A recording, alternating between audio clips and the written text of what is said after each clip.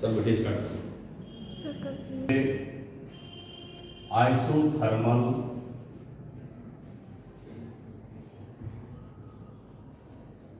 Process हम लोग पढ़ने चल रहे हैं। आइसोथर्मल प्रोसेस किसे कहते हैं? अब आइसोथर्मल प्रोसेस किसे कहते हैं, इसको जानने से पहले मैं थोड़ा सा आपको एक सरल भाषा में समझा दूं। इसको मैं लिखता हूं बेटिया iso plus thermal process. Process में एक सिस्टम है जो वर्क करता है, अपने को चेंज करता है, बदलता है, जिसको हम चेंज कराते हैं, उसको हम आइसोथर्मल प्रोसेस कहते हैं। ऐसा process thermal means temperature, iso माने सेम, कांस्टेंट हो जाए। ऐसा सिस्टम बेटिया बच्चे जिसमें हम टेम्परेचर कांस्टेंट पा जाएं, उस या ले लें, कंसीडर कर लें, बना लें, उससे बेटे हम आइसोथर्मल प्रोसेस करते हैं। टेम्परेचर कांस्टेंट है, से टेम्परेचर 0 मिलेगा। एक बात ये समझ गए हम लोग। अ process in which pressure volume change but temperature constant.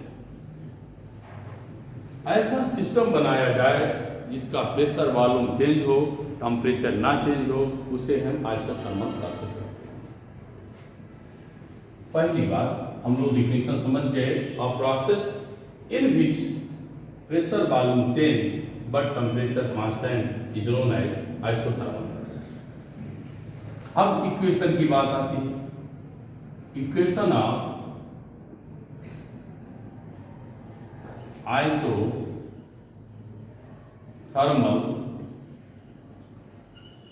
Process, we know that, हम जानते हैं बेटे Pv इक्वल टू nRT होता है। किसी एक मोल गैस के लिए कहें तो 1 तो फिक्स हो गया, R तो कांस्टेंट है, लेकिन टेम्परेचर भी कांस्टेंट हो गया। पूरी वैल्यू मैंने कांस्टेंट सपोज कर लिया। इसका मतलब है मुझे एक इक्वेशन मिल गया Pv इक्वल टू कांस्टेंट, जिसे मैं ideal gas equation Pv equal to K constant के रूप में पहचानता हूं। तो बेटे अब हम लोग उसके आगे पढ़ें। क्या कंडीशन है आइसोथर्मल के लिए? पहली कंडीशन सबसे बड़ी है बेटे कि जो वाल हो, जो सिस्टम हो, वह कंडक्टिव होना चाहिए। जो वाल हो कंडक्टिंग होना चाहिए। इट मीन्स हीट का आदान प्रदान होना चाहिए उस सिस्टम में। ये बहुत बड़ी बात है। बिना अगर इस शर्त नहीं फॉलो कर रहा है, does not obey the isothermal process. Conducting वाल हो और मैं लिख रहा हूं, ये स्लोली होना चाहिए बेटे, स्लो कंडीशन होना चाहिए। मतलब जो हमारा हीट इस रूम से उस रूम में जा रहा है, उस रूम से इस रूम आ रहा है, अगर धीरे धीरे होता है तो वह आइसोथर्मल प्रोसेस है। पहली बात, पहली कंडीशन है कंडक्टिंग वाल्व। दूसरी कंडीशन है बेटे हमारा जो हीट का एक्सचेंज हो रहा है वह स्लोली होना चाहिए। अब फिर बात आती है कर्व। इंडिकेटर डायग्राम बनाएंगे। बेटे आप बच्चे सुने, Pv इक्वल टू कांस्टेंट पढ़ लिया, इसका डायग्राम बनाएंगे, पैराबोलिक बनेगा, hyperbola, T1 T2 T3। Temperature कई बार सिस्टम लिया गया है, टेम्परेचर कांस्टेंट है, T1, T2, T3, ये आपका कर्व है T1, T2 और T3 के रिस्पेक्ट में। हमने इसको P ले लिया बेटा, इसको हमने B लिया। PB की बीच ग्राफ बनाएं, एक कांस्टेंट टेम्परेचर T1 फिक्स है, उस और कर्व ऐसे बनेगा। क्यों कर्व सडनली नहीं ब्रेक करा? मैंने पहले बताया, हीट का एक्सचेंज स्लोली होना है। तो पहले के लिए है, दूसरे सिस्टम के लिए, तीसरे सिस्टम के लिए। लास्ट वाला जो टेम्परेचर है ये T3, T2 और T1 है, ये आपका बीबी ग्राफ बनेगा। तो पहला मैं शर्त क्या बताया कि आइसोथर्मल प्रोसेस में वॉल कंडक्टिंग होना चाहिए, हीट का एक्सचेंज होना है। हीट का एक्सचेंज होगा सोलेली होगा बेटे, धीरे धीरे होना चाहिए, सडनली नहीं होना चाहिए। सडनली हो जाएगा, आगे बताऊंगा, एडियाबैटिक हो जाएगा। दूसरी बात, इनका ग्राफ जो बन के तैयार होगा पीबी के बीच, T1, T2 और T3 होगा। पहला का टेम्परेचर लो टेम्परेचर है, फिर ज़्यादा है, फिर कम है, फिर ज़्यादा है। स्लोप ऑफ आइसोथर्मल कर्व, बेटे स्लोप ऑफ आइसोथर्मल कर्व बताने चल रहा हूं। बेटे आपने पढ़ा PV equal to K constant पढ़ लिया, इसको मैं बेटे डेरिवेटिव कर दिया या डिफरेंशिएशन कर दिया।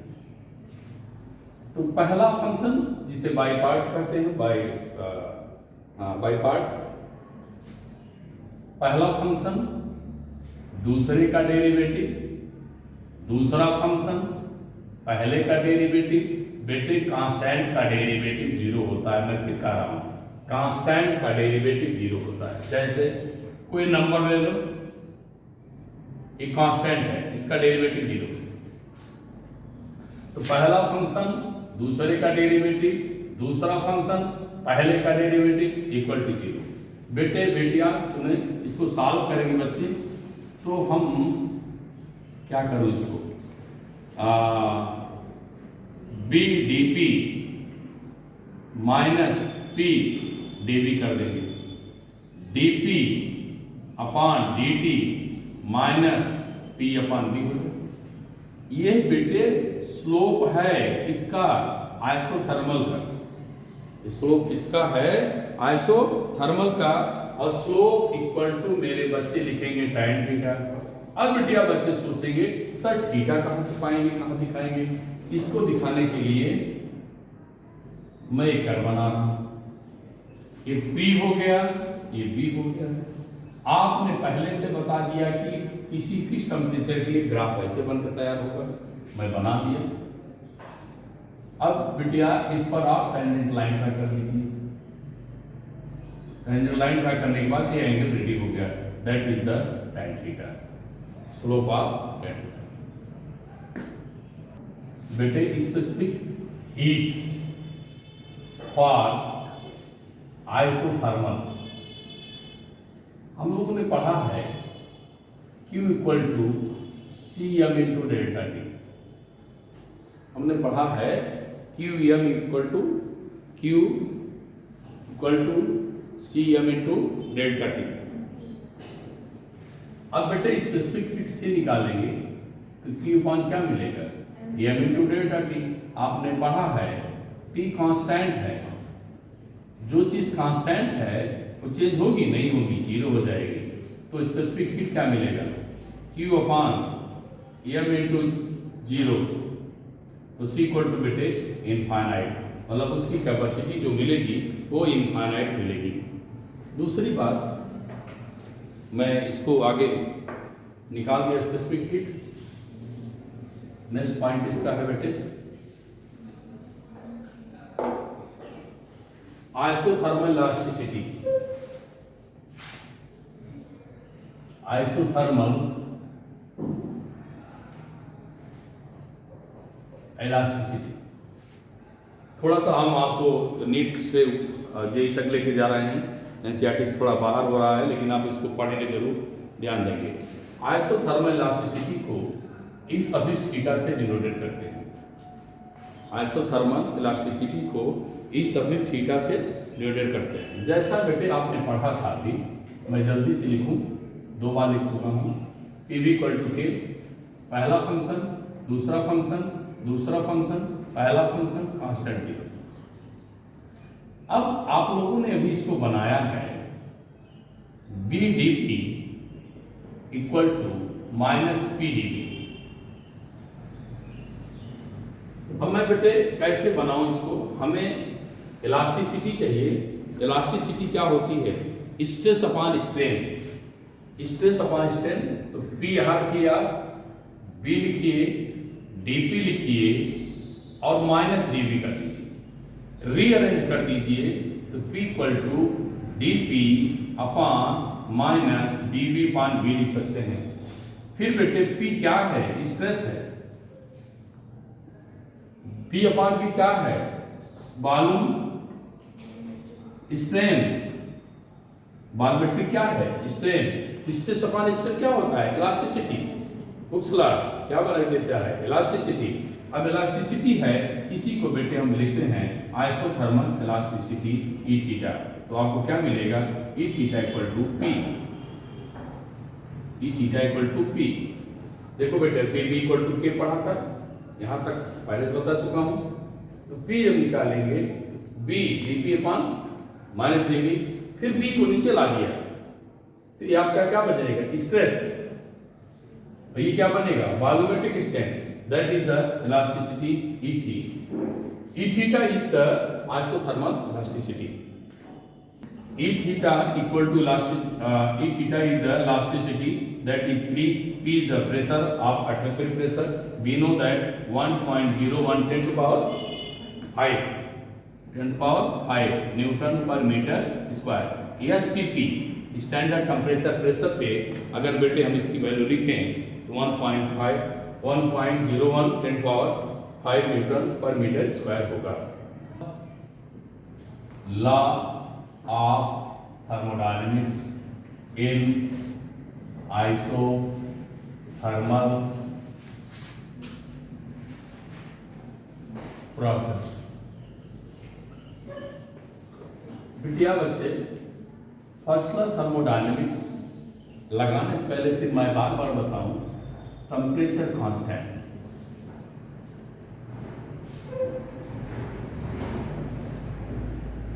Temperature constant, change temperature 0, change temperature 0, internal energy भी 0 होने जा रही है। क्यों? क्योंकि internal energy depend upon temperature. बेटे टेम्परेचर पर निर्भर करती है। जब मेरा चेंज टेम्परेचर ही नहीं है, चेंज टेम्परेचर मेरा 0 है, चेंज टेम्परेचर हमारा 0 है, इंटरनल एनर्जी भी 0 हो जाएगी। अब मैं बिटिया बच्चे लगाने चल रहा हूँ first class thermodynamics. D Q equal to D U plus D W. जैसे आप फर्स्ट क्लास लगाया, क्या पाया? इंटरनली 0। क्या पाया? Work done. इट मीन्स जितनी हीट देंगे वह वर्क डन में कन्वर्ट हो जाएगी। तो क्या जितनी हीट निकाल लेंगे वो भी वर्क डन होगी? हाँ। हीट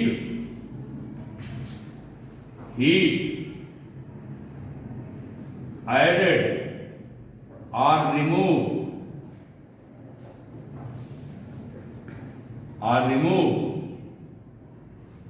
चाहे हीट जोड़ा जाए, चाहे हीट दिया जाए, चाहे हीट लिया जाए,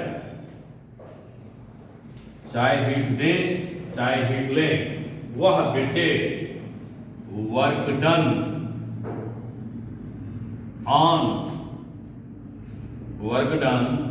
ऑन सिस्टम ही होना चाहिए।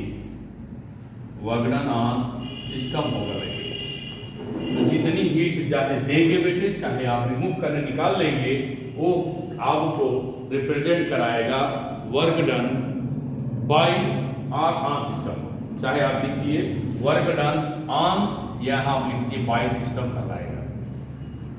हीट देंगे चाहे लेंगे, हीट देंगे ऑन सिस्टम हो जाएगा, हीट निकालेंगे बाइट सिस्टम हो जाएगा। कहने का मतलब है किसी भी सिस्टम को हीट देंगे चाहे हीट निकाल लेंगे, वह बेटे वर्क डन ऑन सिस्टम या बाइट सिस्टम कहलाता है। बेटे work done during isothermal process work done देखने जा रहे हैं। बहुत अच्छे क्वेश्चंस हैं, कंपटीशन में न्यूमेरिकल्स आपको मिलेंगे। जैसा आपने पढ़ लिया, क्या पढ़ा बेटे, आइसोथर्मल प्रोसेस में प्रेशर वॉल्यूम चेंज होगा, टेम्परेचर कांस्टेंट होगा। तो मैं एक सिस्टम ले लिया, इस सिस्टम पर फ्रिक्शनलेस पिस्टन लगा दिया, ये मूव भी करेगी और फ्रिक्शनलेस है।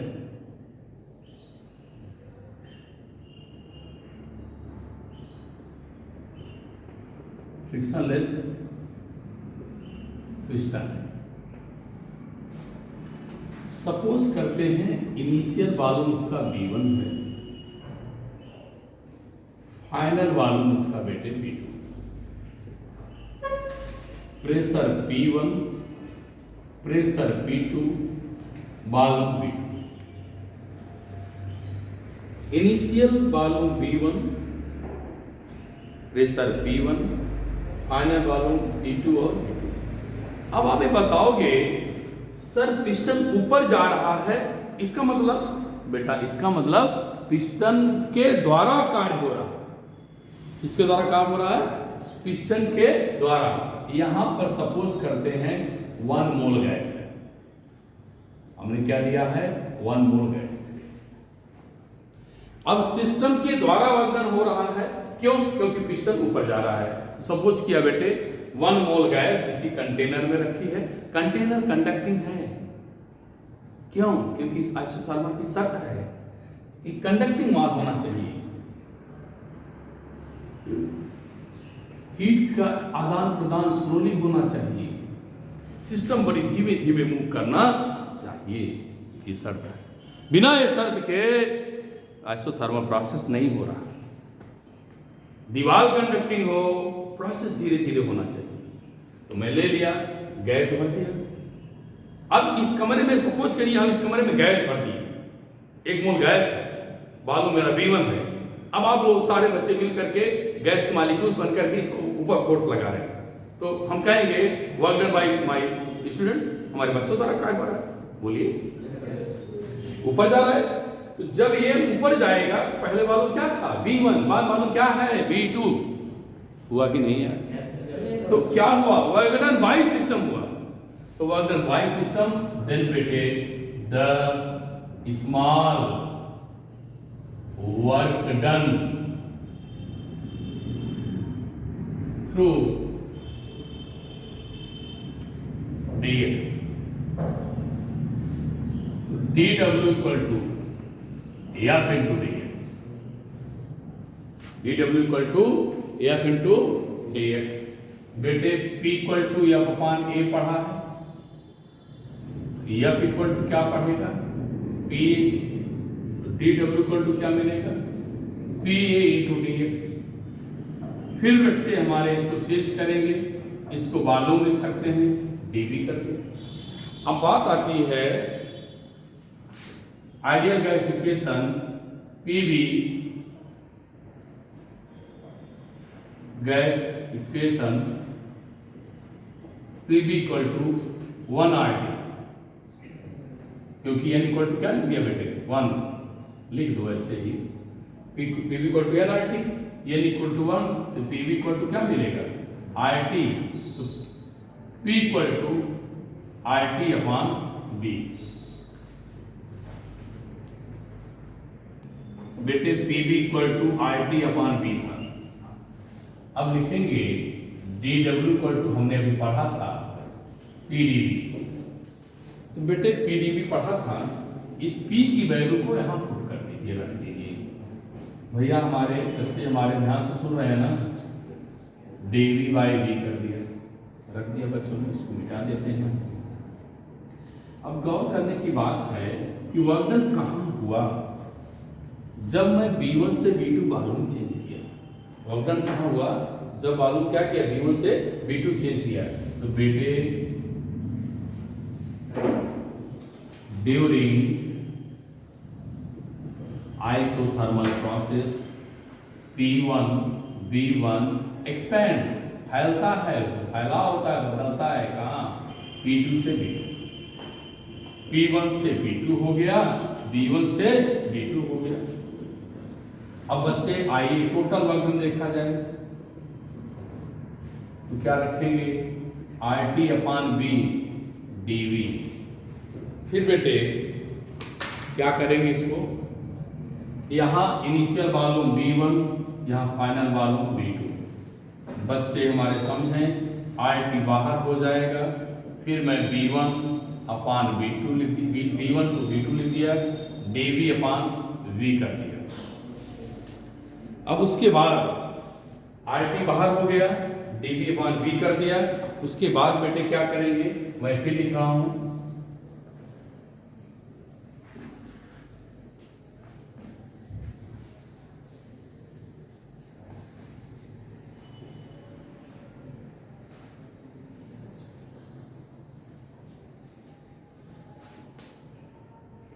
वर्क डन पाया क्या?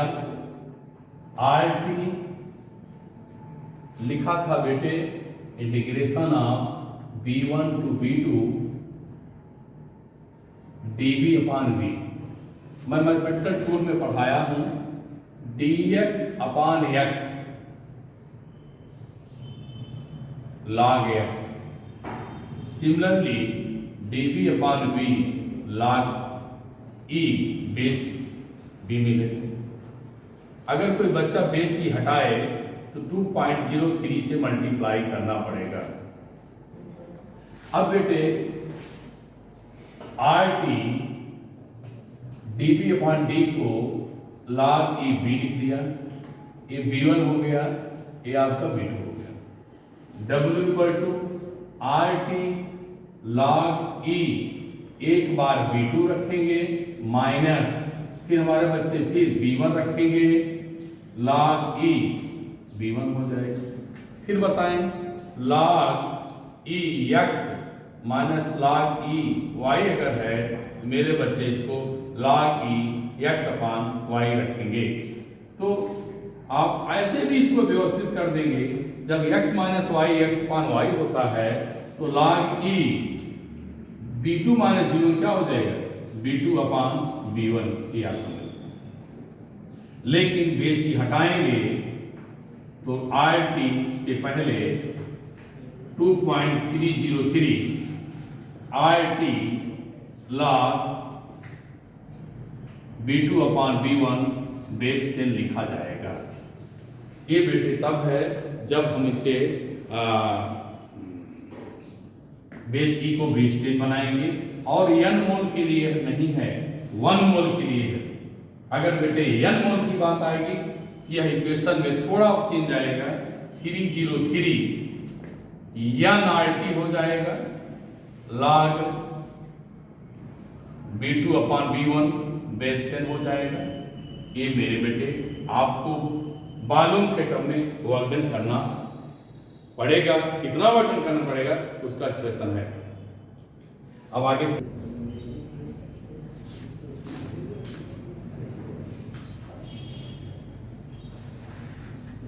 अब इस इक्वेशन को थोड़ा सा और बढ़ाते हैं बेटे। आप P1 B1 equal to P2 B2 क्यों लिख सकते हैं बेटे? क्योंकि P इक्वल टू कांस्टेंट है। P1 upon P2 equal to B2 upon B1। तो इक्वेशन वैल्यू पुट करिए, then work done becomes in terms of pressure 303 nRT log P1 upon P2 base 10। ये आपका बेटा वर्क डन प्रेशर के term में और volume के टर्म में आ गया। बेटे क्वेश्चन है 3 mole n equal to 3 ideal gas temperature constant,